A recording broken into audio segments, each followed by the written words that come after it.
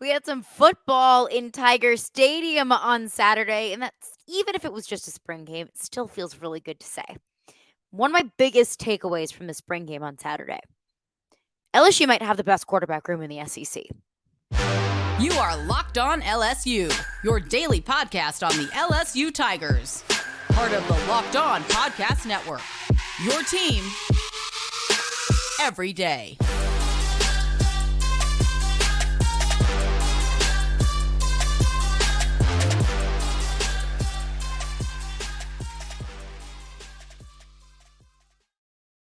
Thank you for making Locked On LSU your first listen every single day. We are free and available wherever you get your podcasts. Plus, you can also find us on YouTube.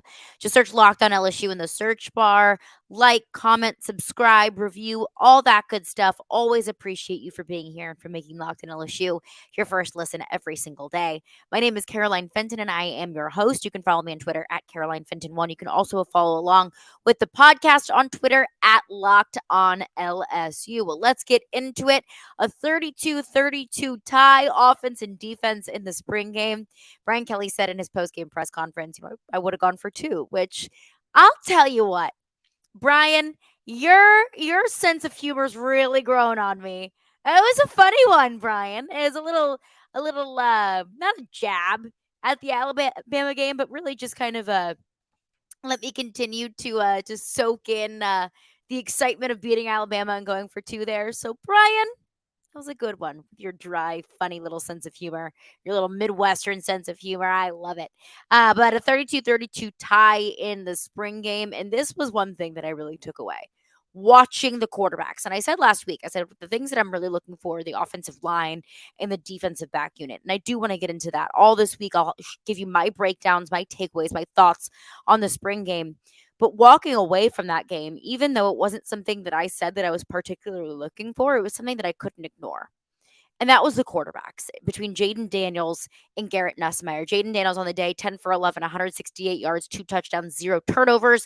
Garrett Nussmeier, on the other hand, only got to toss the rock 8 times, but was 5 for 8, 139 yards, 2 touchdowns, and 0 turnovers. We have a teeny tiny, itty bitty little sample size for these two quarterbacks for this season. Of course, we're always going to compare to last season, but I don't want to do that today. I don't want to focus on last season. I don't want to compare to last season. I just want to look at now. We have a tiny body of work, but these quarterbacks already look better, more polished, more confident. They look like they have a better control of the offense.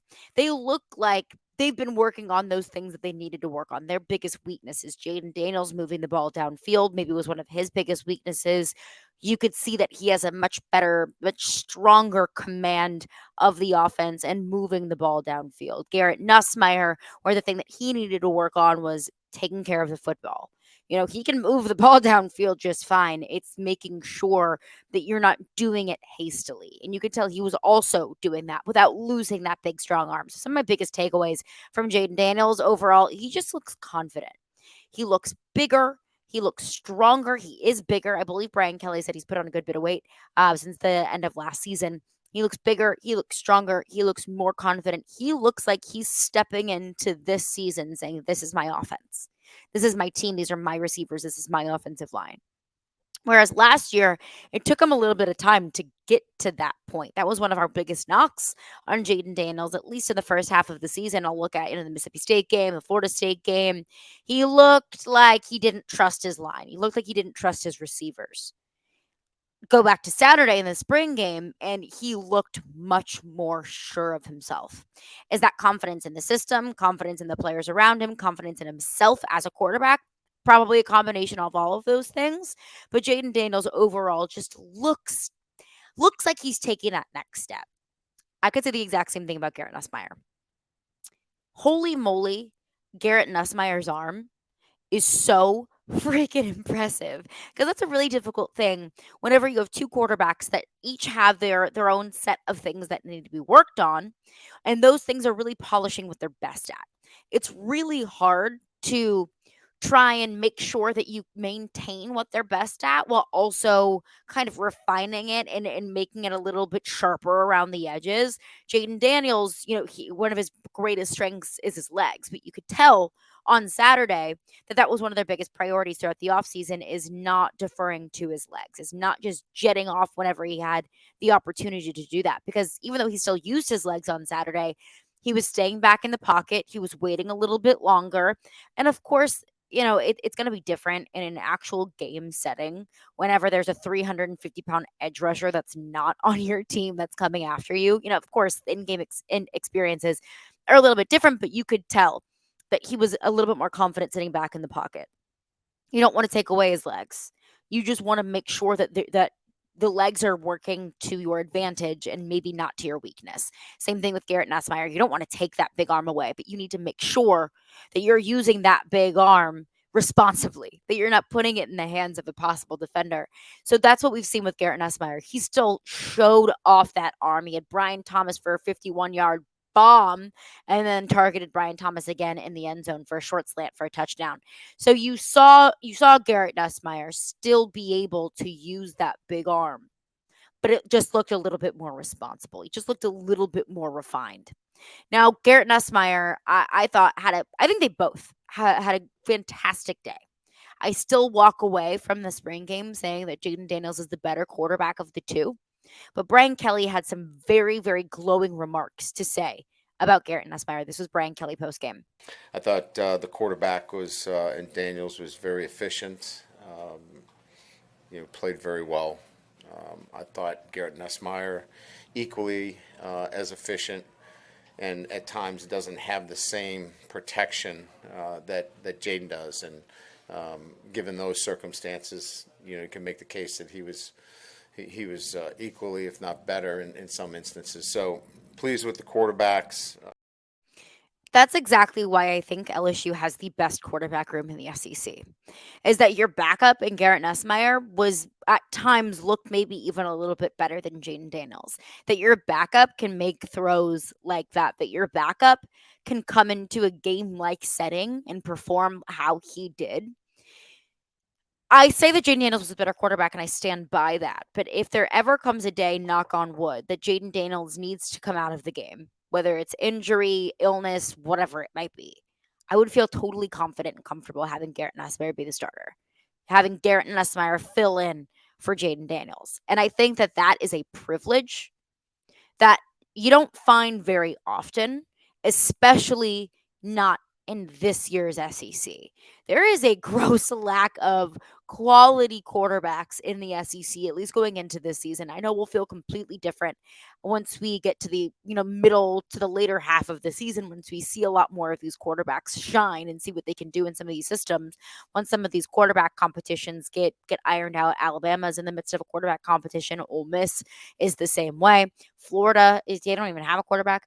But for LSU to have two solid options that have very different skill sets, but are so good at each of them, that makes me think that this team has the best quarterback room in the SEC.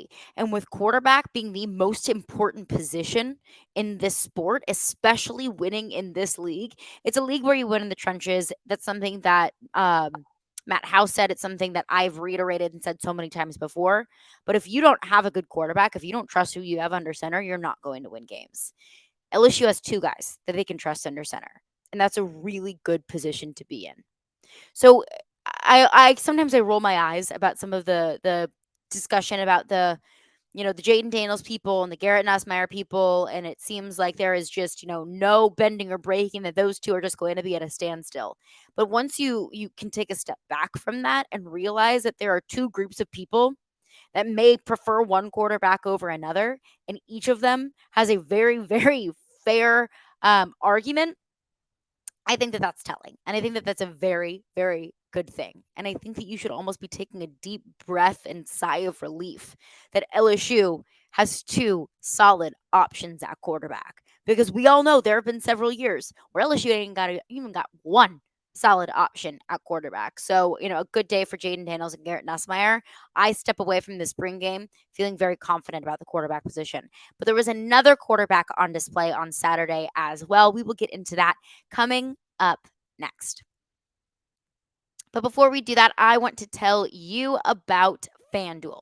Grand slams, no hitters, and double plays are back, and there is no better place to get in on the MLB action than FanDuel, America's #1 sportsbook. That's because right now, new customers can step up to the plate with a no sweat first bet up to $1,000. Just go to fanduel.com/locked on to sign up. You can place your first bet and get up to $1,000 back in bonus bets if you do not win. So you could look at several different things. I mean, the Tampa Bay Rays have just been absolutely lights out so far this season. They've been incredibly impressive, which honestly was not on my MLB bingo card for this year, of the Rays being one of the hottest teams in the league. So I always say that a safe bet, hey, look at Tampa Bay on the money line. Check out the spread. I would say Tampa Bay is a pretty safe bet. So don't miss your chance to get a no sweat first bet up to $1,000 when you join FanDuel today. Just go to fanduel.com/locked on to sign up. FanDuel, official partner of Major League Baseball.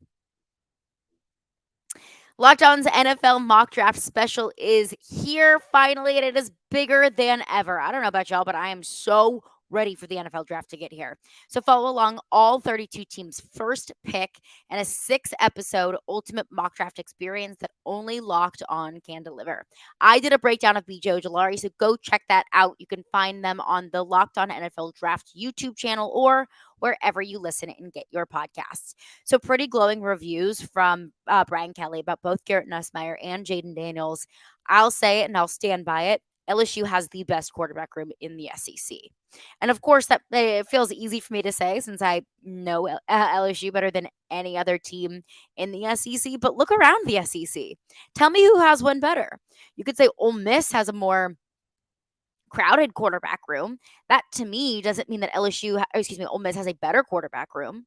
Would you rather have Jayden Daniels and Garrett Nussmeier, or would you rather have Jackson Dart, who proved to be incredibly inconsistent last year, who, when we saw him against LSU, didn't look like anything special? Spencer Sanders, the transfer from Oklahoma State, and then, of course, Walker Howard.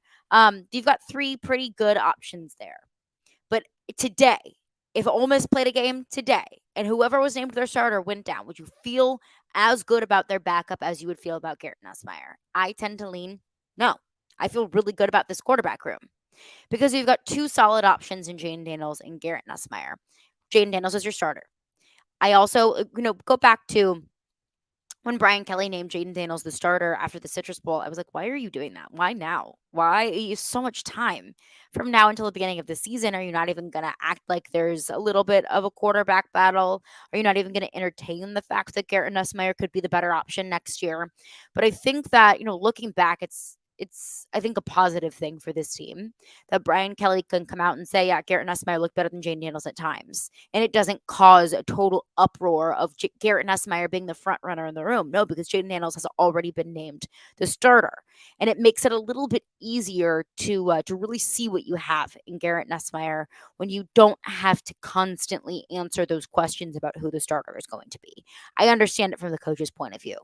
But there's another quarterback that we saw on Saturday that I don't view in that same kind of light as Jayden Daniels and Garrett Nussmeier because he's just not ready yet, but it was good to see what he could do. And that is true freshman Ricky Collins.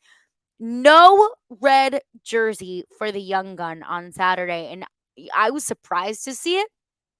And when I heard Brian Kelly's explanation for why Ricky Collins was not in a red jersey on Saturday, of course, red non-contact jersey, meaning, the true freshman, he's not going to get sacked. He's not going to get touched. Typically, you see true freshmen wear that red jersey. He did not wear one on Saturday. And I appreciated the decision even more once I heard Brian Kelly's justification for it. This was Brian Kelly. Coach, no red jersey for Ricky Collins today. What Yes. was the thought process behind that, and what did you see out of him this spring? Young quarterbacks, we don't want to shut them down early. We want to let them keep playing. So it's always been my philosophy with the younger quarterbacks to let them keep playing instead of shutting the play down early because they're still processing. And so if you let them play it's in my opinion, it's allowed them to process the game a little bit better instead of shutting it down with a red jersey. So I appreciate that from Brian Kelly of, hey, we're not going to baby him. We're not going to act like there is this, like there's two different or several different levels that he needs to be at. No, if he's going to be in this quarterback room, he is going to be in it from the jump. He's going to dive head first right into it. So I do appreciate Brian Kelly doing that, of saying, "Hey, like you are in this room just like Jayden, just like Garrett Nussmeier. You are part of this team just as much as they are. So if you're gonna get hit, if you're gonna get smacked around, if you're gonna get hit in the mouth a few times, well, welcome to college ball, because you start that um." Well, I don't know the word I'm trying to use here. The immersion process early. That way, if there comes a day that Ricky Collins needs to come in a game, or LSU's up 100 to nothing, and it's like, hey, Ricky Collins, come grab some snaps. Why don't you? He's a lot more prepared and a lot more ready to be in an in-game setting because he's been there before. And you're not going to be playing, whatever team on your schedule upcoming this season that you might see Ricky Collins in. They're not just going to tap him and say, hey, we're not going to hit you because you're a true freshman. No, it doesn't work like that. You got to get ready early. And Ricky Collins, Brian Kelly said about him a couple weeks ago, he said, look, he's drinking from a fire hose at the minute. He may be drowning just a little bit, but that's okay. He's a true freshman, and that happens. That's the benefit of enrolling early. So you get that process, that learning curve, that kind of overwhelming process over with. So then you can continue to move forward. And once you get in for summer in fall camp, you're that much further ahead and you're that much more ready, and you already got past that learning curve. So, you could tell he's got a lot of learning to do. You could tell he needs some time. You can tell that he's very green and very new to it, but that's okay. He is a true freshman. You've got two other options ahead of him. Let him just learn. He threw an interception on the first play, pick six on the first play. Again, that's okay. You can learn from it. It doesn't matter now. It doesn't matter in a spring game, but learn what you did. Do it. It happens. Come to the sideline. Talk to Joe Sloan. Talk to Brian Kelly. Talk to Mike Dunbrock. Your quarterback coach, your offensive coordinator, head coach. Talk about what happened. Talk about what you saw. Talk about what you missed. Work through it. So that way, next time you're in a scrimmage, next time you are called upon to be the guy under center, you know what you did wrong and you won't do it again. That's the way that I look at it. I think it's very valuable for Ricky Collins to be getting experience. I don't view Ricky Collins as being a factor for this team going into this season. That's no disrespect to Ricky Collins. That is just the reality of being a true freshman in the SEC at the most important position in all of sports. But it's important, but he is going to be a factor next year, the year after, whenever it might be. He ideally, barring transfer portal, knock on wood, he is going to be a factor for this team. And it's a learning process that's already getting started now. So it was good to see Ricky Collins out there. He's got a lot of work to do, but that's okay. Let's look at some other factors on the offense. Wide receivers, running backs, what we saw on Saturday, some of my takeaways from what we saw from the wide receivers and running backs on Saturday. We'll get into that coming up next. Well, thanks again for making Locked On LSU your first listen every single day. We are free and available wherever you get your podcasts. And I have to let you know that today's edition of Locked On LSU is brought to you by FanDuel. Make every moment more. Do not miss the chance to get your no sweat first bet up to $1,000 in bonus bets when you go to FanDuel.com/locked on. So it was one of my let's start with wide receivers. Takeaways from wide receivers. Malik Neighbors is good. Breaking news. Malik Neighbors is good. So what we already knew was confirmed. Brian Thomas, good. Malik Neighbors, good. Cool. Great. Right on. What we did learn a little bit on Saturday, though, Kyron Lacey had a hell of a day. He had that nice grab right at the beginning of the game, kind of went up. It was almost like an Odell Beckham Jr. kind of catch, and kept his balance and was able to turn that into 6 points. So Kyron Lacey, I think, has solidified himself as a starting receiver on this team. I would say that the floor for Kyron Lacey is a absolute floor wide receiver 3. Wide receiver 4. realistically, right now for Kyron Lacy, wide receiver 3. I would say best case scenario for Kyron Lacy, he takes over that second wide receiver spot. Where I look at it right now, kind of the pecking order, Malik Neighbors is your wide receiver 1. Brian Thomas is your wide receiver 2. Kyron Lacy is your wide receiver 3. Anything can change. Kyron Lacy looked really, really impressive on Saturday. And it's something that we've discussed several times on the podcast before is who's going to be that guy that steps up behind Malik Neighbors? Who is going to recreate Malik Neighbors' breakout kind of season this year? Brian Thomas, I said, is absolutely a candidate for that. Kyron Lacy was another one. While I'm not saying he's prepped and ready for a breakout season, I am saying that it was good to see that on Saturday from Kyron Lacy. And Brian Kelly reiterated a very similar sentiment about how Kyron Lacy went from what we saw from him last year, which wasn't bad, but it wasn't, wide receiver 2 material, to what we saw on Saturday in the spring game. This was Brian Kelly on Kyron Lacy. Kyron Lacy, just what did you learn, I guess, a little bit about some of these weapons that you're going to be able to really rely on come fall? Yeah, so Kyron, really, the work that he's been doing is much more about, consistent approach in practice. And, I think we're starting to see how that's translating to performance. He was, I think at times trying to find himself relative to where he fit. And I think he's comfortable in where he is in our rotation now. And his practice work ethic has been consistent, and we can see it in terms of the way he's playing. Brian Kelly always emphasizes the importance of how we practice. He said that at the beginning of last season that these guys need to be taught how we practice. He said that about this year with the transfers and the true freshmen, they need to be taught how we practice. That right there, showing the growth of Kyron Lacy, and it's translated how he practices onto the field, I think kind of emphasizes that importance of how they practice. So looking at it, Malik Neighbors, Brian Thomas, and Kyron Lacy, that's a solid 1-2-3 punch right there. And that's not even taking into consideration Chris Hilton taking a step forward this year. That's not even taking into consideration some of the true freshmen, Shelton Sampson, Kyle Parker, Jaylen Brown, the 5-star from Miami. I mean, those 3 guys can be factors for this team as well. Aaron Anderson, the transfer from Alabama, who's recovering from injury. I mean, you've got a totally, totally stacked wide receiver room. And I'm excited to see how this Jayden Daniels that's taking the next step in year 2 is able to utilize that wide receiver room. The other side of that, the running backs.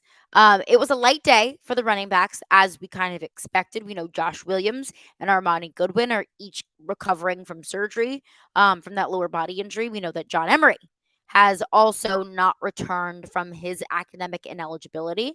Brian Kelly was asked about John Emery's academic update. This was Brian Kelly on John Emery. We have not ruled out John Emery for returning. I think I've made it pretty clear that John has a path back, but it's one that is really dictated by what he does academically. So, look, we have not made any misleading statements. We love him, but we're putting academics first and foremost, and he's got to take care of that first. Here's my thing with John Emery. Brian Kelly, he said we're not ruling him out, so I think that's optimistic. John Emery has every single resource at his disposal, I have to assume, in order for him to get back into positive academic standing. Here's my approach. You can feel however you want to with John Emery. At this point, I'm looking at this running back room without him. And then if he comes back, when he comes back, it's just a net positive. So I'm trying to look at it like, okay, how do I feel about these 4 guys, Josh Williams, Armani Goodwin, Noah Kane, and Trey Holly in this running back room? And then, oh, surprise, John Emery's coming back, and it makes you feel even better about it, if that makes sense. That's kind of how I'm viewing it. You don't lose John Emery and get better. You don't gain John Emery and get worse. So that's kind of how I am looking at it, is how can this running back room overcome a potential not having of John Emery, and think about how much better it can be with John Emery. But I'm just looking at the two guys that we saw on Saturday in Noah Kane and Trey Holly. I really liked what I saw from Noah Kane. I said this about both Garrett Nussmeier and Jayden Daniels, that they just look more refined. They look better. They look more confident. They look stronger this year. It looks like two guys that are returning into their second year within an offense under a coaching staff. Two guys that are returning with a whole lot of returning pieces around them. The offensive line obviously needs some work. That's something that we'll get into later on the podcast this week. But for the most part, I mean, the receiver core, it's, you know, for the most part, very similar. You lose your second leading receiver in Kayshon Boutte to the NFL draft, but for the most part, you're returning your leading receiver in Malik Neighbors. You're returning your leading rushers. This is an offense with a lot of consistency. That's what those two quarterbacks look like to me. That's what it looks like to me with Noah Kane as well. Of course, different positions, different kind of way that you approach them, different perspectives. However, Noah Kane just looks more confident, more comfortable, looks a little bit more hesitant. That's kind of what I saw from him on Saturday. So if you don't bring back a John Emery, I think that Noah Kane has emerged, at least for now, has looked like a receiver that can take over a tailback one position. And Brian Kelly talked about Noah Kane and why he looks so much more confident and how much more they can rely on him going into this year. And Brian Kelly also talked on Trey Holly as well. He said he's just a good kid. He's fun to coach. He's always smiling. He sees things that you often have to coach players to see. He says that Trey Holly has a high ceiling. What I took away from it was when Josh Williams and Armani Goodwin come back, and potentially John Emery as well, it's going to be those four guys that are kind of either a running back by committee or a true running back 1, 2, 3, and 4. Trey Holly may not have a place immediately, but it's looking optimistic that he is, he can be a guy within that rotation. But Brian Kelly spoke on Noah Kane and the improvements from year 1 to year 2 at LSU. This was Brian Kelly. Yeah, Noah is a lot. I think he might be the one guy that we might be sleeping on a little bit. We really see a different guy in terms of the way he moves in and out of his breaks. He's a lot smoother. We felt like he was a bit choppy at times last year. We thought that he ran a little too high last year. But he's assignment correct. You can rely on him in pass protections. He's going to catch the ball. That's a pretty good guy to have on your team. And he's really worked hard on some of those physical things that sometimes, you think, well, that he is who he is. But really proud of what his progress has shown to our own eyes. And that's a good thing. So it sounds like to me that Noah Kane is a very versatile back. He could potentially be your go-to third down back going into this season. He can pass pro. He can catch the ball out of the backfield, and he's just a better runner than he was last year. That's about as well-rounded of a running back as you're going to find. Now, is Noah Kane going to be the best on this roster at all three of those things? Blocking, catching the ball out of the backfield, and, explosive burst when you're running? Probably not, but having a jack of all trades kind of running back that can do all of those things, that's really valuable to have on your football team. So it's just from these three offensive position groups that I've been looking at, quarterback, wide receiver, and running back, I feel good right now after the spring game about those three offensive positions. But coming up on tomorrow's podcast, I want to get into the defense, what we saw defensively, the corners, defensive line, what Brian Kelly had to say about those position groups. So everydayers, that's coming up tomorrow on the show. But thank you for making Locked On LSU your first listen every single day.